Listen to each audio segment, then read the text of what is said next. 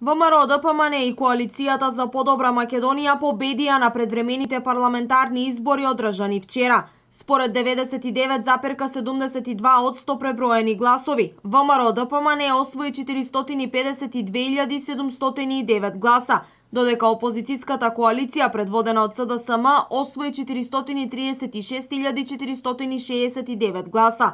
Според ова, ВМРО-ДПМН освои 51 пратенички мандат, додека СДСМ 2 помалку, односно 49. ВМРО-ДПМН го добива мандатот за составување на новата влада.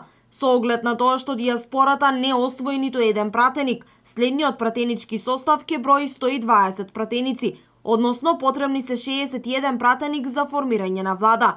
За ВМРО-ДПМН ова да го оствари потребно е да коалицира само со ДУИ, партија која освои 10 пратенички мандати. ВМРО-ДПМН и после 2 години невидена црна кампања и напади во кои СДСМ беше само инструмент, освои резултат приближно ист како во 2014 година.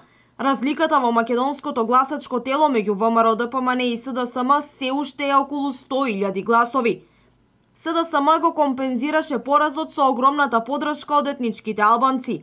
Заев за ветувањата за федерализација и кантонизација на Македонија доби над 70.000 гласови, кои беа пресудни за конечниот исход.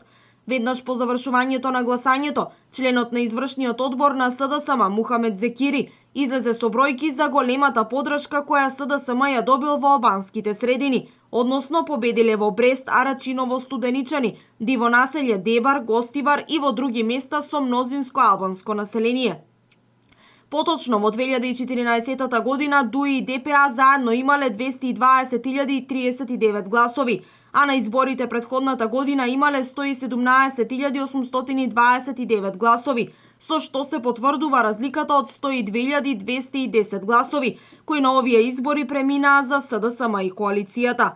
Иако пред неколку дена за телевизија Телма најави дека ако и загуби ќе поднесе оставка и ќе се повлече од политичката сцена, сепак опозицијскиот лидер Зоран Заев и покрај тоа што е поразен со околу 20.000 гласови разлика, се представува како победник на изборите. Во вакви околности, ако имаме регуларни фери демократски избори, јас сум убеден дека ќе победиме, но треба да дадам одговори на вашето прашање што ако изгубиме. Истата вечер ќе ја поднесам мојата оставка од сите политички и општествени функции и ќе се вратам дома на децата и на моето семејство. Според член 63 од Уставот на Република Македонија, новоизбраниот состав на собранието се состанува на конститутивна седница најдосна 20 дена по одржаните избори, која ја свикува председателот на собранието од претходниот состав. Доколку не се закаже во предвидениот рок, пратениците сами се состануваат и го конституираат собранието на 21-иот ден од денот на завршувањето на изборите. Инаку, ДИК и главните политички партии оценија дека изборите во Македонија поминаа во мирна, фер и демократска атмосфера.